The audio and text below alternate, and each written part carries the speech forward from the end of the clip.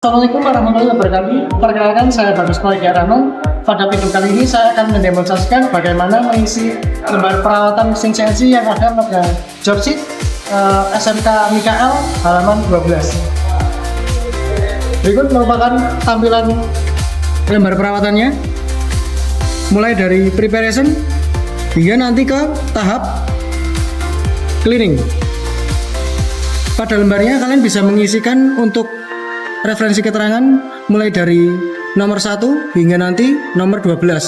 Mulai dari slide oil level kita pakainya SW68, kemudian nanti coolant levelnya kita pakai NR131, kemudian nomor 3-nya air supply pressure, karena di sini kami tidak menggunakan air supply pressure seperti mesin milling CNC.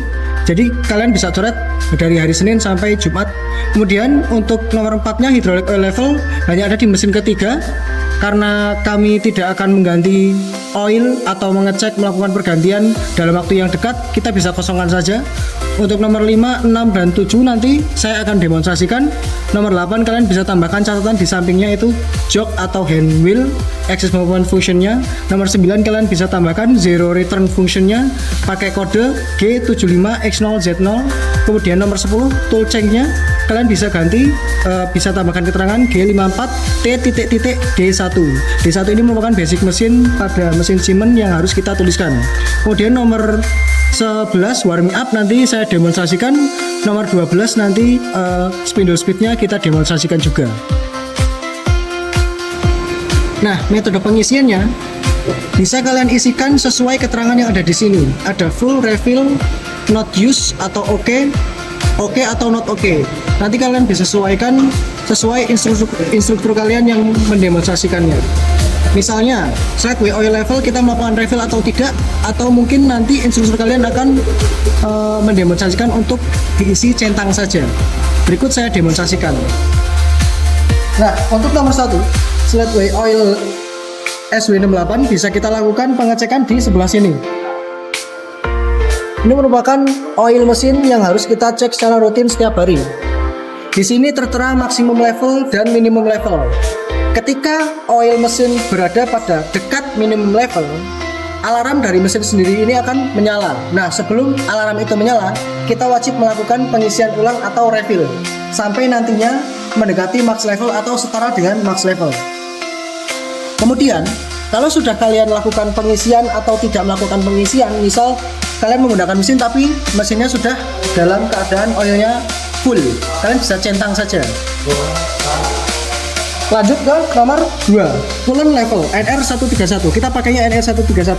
Nah, coolant level pada mesin ini wajib kita cek. Nah, cara mengeceknya seperti ini. Kalian bisa tarik yang sebelah sini. Nah, kemudian dilihat untuk coolant levelnya. Yang penting tidak terlalu penuh atau tidak terlalu surut.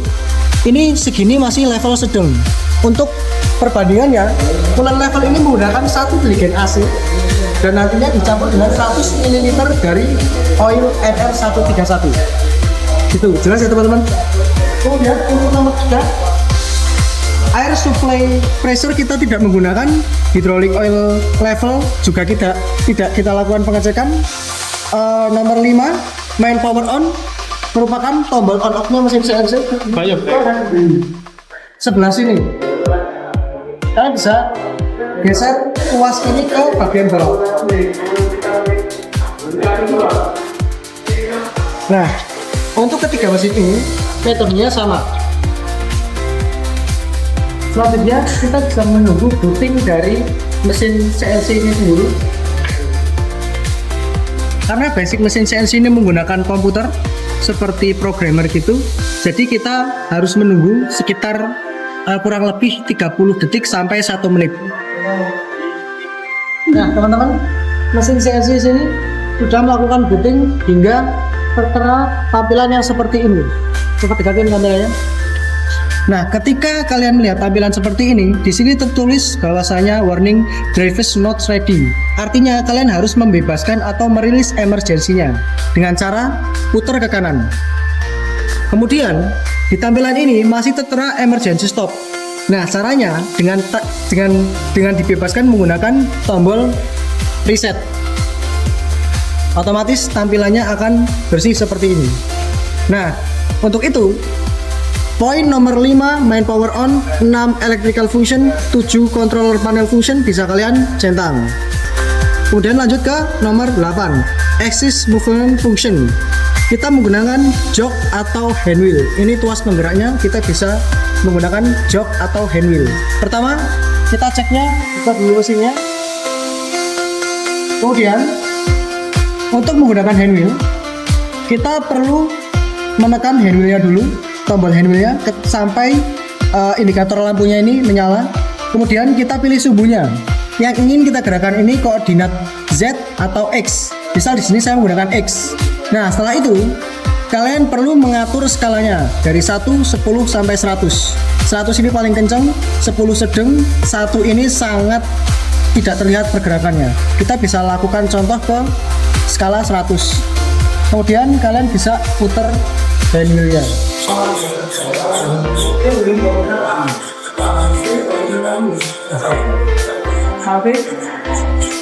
Siap. Nah, itu merupakan cara menggerakkan tuas pulpos menggunakan hand wheel. Nah, kemudian untuk menggunakan jok ini berbeda dengan hand wheel. Dia tidak menggunakan skala, hanya perlu menekan koordinatnya. Kalau tadi hand wheel kita perlu melakukan memilih sumbu dan memilih skala, kemudian menggerakkan hand wheel. Sekarang untuk jok kita hanya perlu menekan jok, kemudian kita gerakkan toolposnya dari sumbu mana yang kita pilih, misal Z, dia akan gerak. Coba perlihatkan ke toolposnya.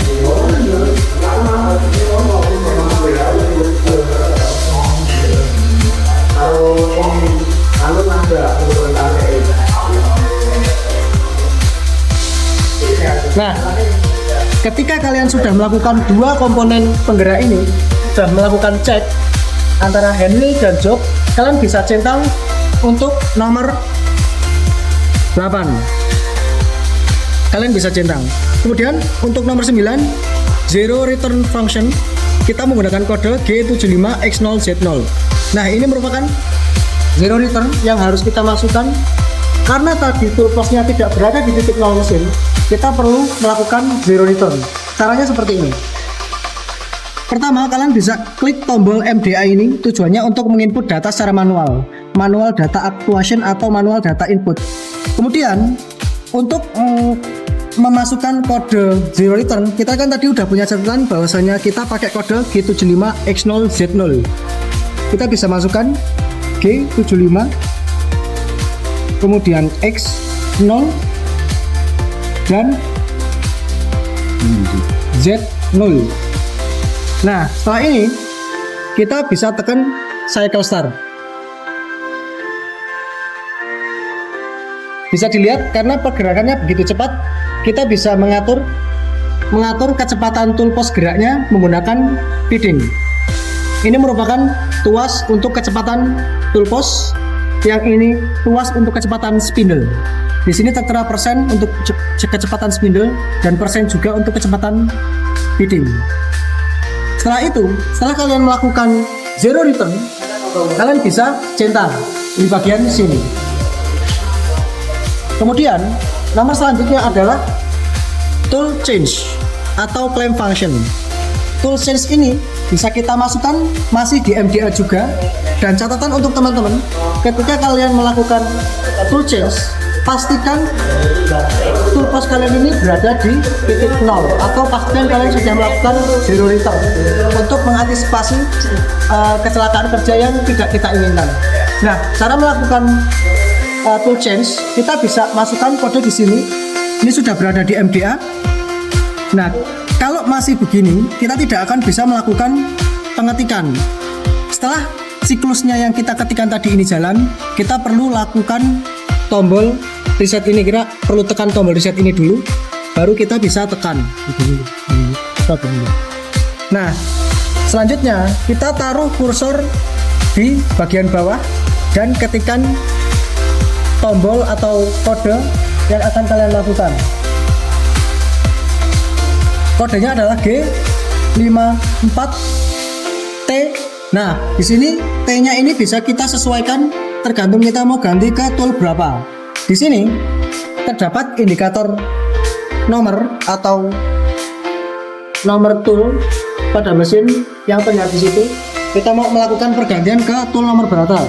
Nah, ini masih berada pada tool nomor 8. Kita mau ganti ke tool nomor 1. Berarti kita ketikkan G54T1, kemudian diikuti dengan kode default D1. Kemudian kita cycle start.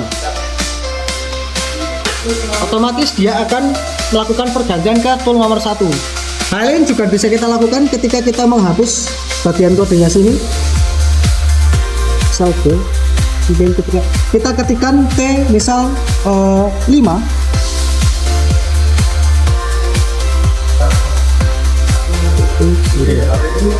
Nah, di sini kita bisa tekan cycle start, kemudian dia akan berganti ke tool nomor 5 sesuai kode yang kita masukkan. Nah, kalau kalian sudah melakukan ini, kalian bisa centang lagi di bagian keterangan preparation untuk tool change. Kemudian untuk melakukan warming up ini perlu kita input program secara manual. Sedangkan spindle speed ini saya contohkan dulu. Untuk melakukan spindle speed kodenya adalah G97S500M3, yang artinya S500 ini adalah kecepatannya. Ini setelah kita melakukan zero return, kemudian kita melakukan tool change. Sekarang kita akan mencoba melakukan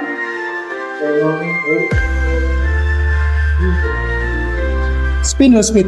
Kodenya tadi adalah G97S500M3. Setelah ini bisa kita tekan cycle start. Otomatis spindle akan berputar. Nah, untuk keterangan kecepatannya bisa kita lihat di sini, teman-teman. Dia kecepatan dengan RPM sekian. Cara mengaturnya ada di sini, tuasnya. Cara mengaturnya ada di sini, tuasnya. Kalau saya taruh di kecepatan 100, maka dia akan 100%, maksudnya 500 RPM. Kalau saya taruh ke kecepatan 50, maka dia akan terbagi 2 menjadi 250. Kemudian untuk mematikan spindle yang masih bergerak ini,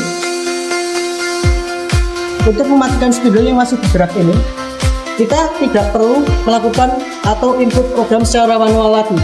Hanya kita bisa lakukan ini aja, tombol reset. Ketika tombol reset ini kita tekan, maka spindle-nya akan berhenti.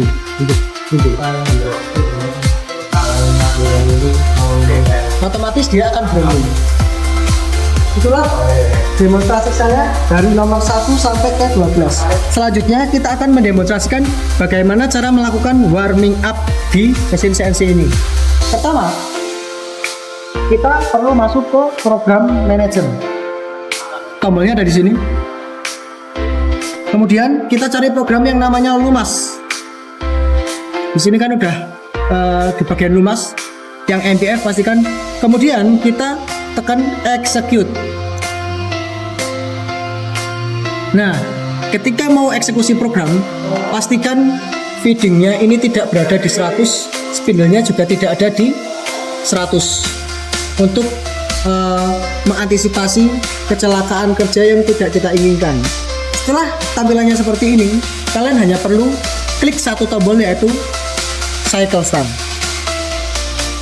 Maka dia akan melakukan siklus zero return, kemudian tool change, dan nanti menggerakkan spindle. Proses ini perlu kalian tunggu selama 30 menit, dan cara memantaunya adalah menggunakan ini. Di sini ada time counter, kalian bisa klik tombolnya. Ini artinya program warming up masih berjalan 0 hours 00 minute 25 second, yang nantinya kalian tunggu sampai ke 30 menit ke 30. Nah, sembari menyiapkan menunggu warming up ini, kalian bisa menyiapkan alat, bisa diambil di pojok sana supaya berdiri kalian lebih ergonomis. Sekian demonstrasi dari saya, kurang lebihnya mohon maaf. Wassalamualaikum warahmatullahi wabarakatuh.